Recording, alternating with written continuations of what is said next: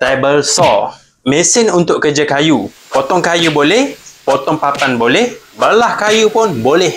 Untuk belah kayu sangatlah mudah. Korang pakai je dia punya fence ni dan sorong je kayu ni terus ke arah mata table saw ni. Memang sangat mudah dan selamat. Untuk potong papan, boleh pakai cutting gauge ni. Tolak je papan ni ke arah mata ni. Dan korang boleh pakai fence ni jadikan sebagai stopper.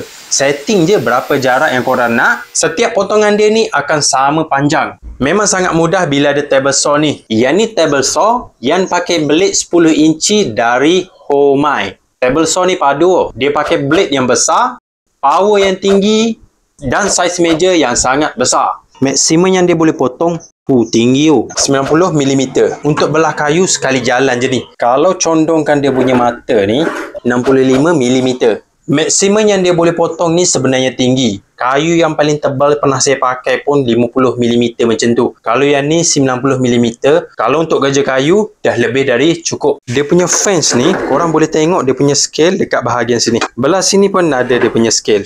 Dia punya cutting gauge ni mudah untuk potong sudut yang susah. Dia punya tempat adjust untuk sudut mata dia ni tolak je macam ni dan lock terus. Dia punya sudut ni boleh tengok dekat dia punya scale sini.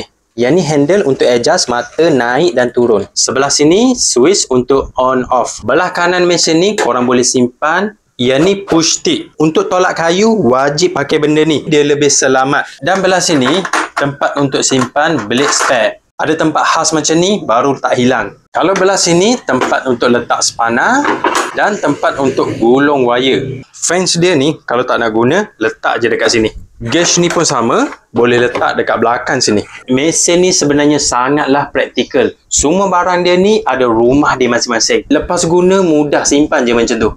Mesin table saw ni sebenarnya bahaya. Jadi dia ada banyak fungsi keselamatan. Yang pertama, dia punya blade cover ni. Cover ni akan lindung blade ni.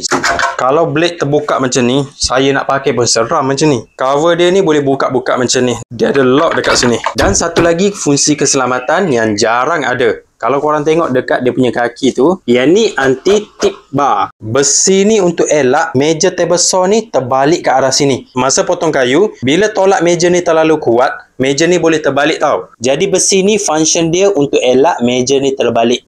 Walaupun mesin ni besar, tapi dia datang dengan kotak yang kecil macam ni. Korang tinggal pasang je semua. Kaki dia ni semua dah siap ada. Pasang je kaki, letak table saw, boleh terus guna. Tak perlu dah nak buat meja untuk letak table saw ni. Yang ni complete set, terus boleh guna.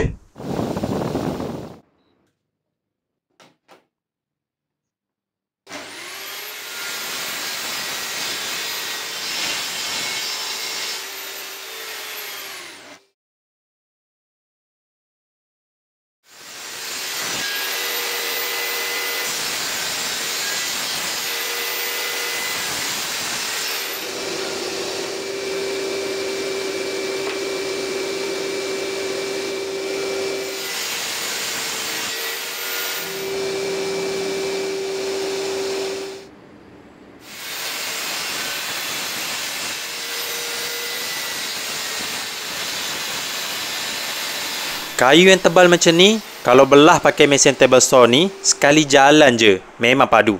Lepas dah pegang kayu, pegang mesin, tangan memang kotor. Jadi dekat bengkel, saya standby sabun tangannya ni. Yang ni Romeo Hand Soap. Sabun ni dia pakai bahan organik, bahan dari tumbuhan. Untuk bersihkan tangan yang kotor, dari minyak, dari grease, sekejap je kalau pakai sabun ni. Dia macam ada pasir dekat dalam sabun ni. Jadi bila kita santal macam ni, kotoran tu mudah untuk hilang. Lepas dah bilas, tangan ni tak ada rasa melekit pun. Dan dia punya bau memang sangat best. Tak ada bau chemical pun. Dia bau tumbuhan macam tu. Sabun ni memang sangat ngam untuk standby dekat bengkel kayu, bengkel besi, bengkel kereta. Lepas je buat kerja, tangan kotor pakai je sabun ni. Tangan pun tak pedih sebab yang ni dari bahan organik. Jadi itu saja untuk video kali ni. Yang banyak buat kerja kayu, saya memang recommend table saw yang macam ni. Yang ni table saw yang lengkap dan power.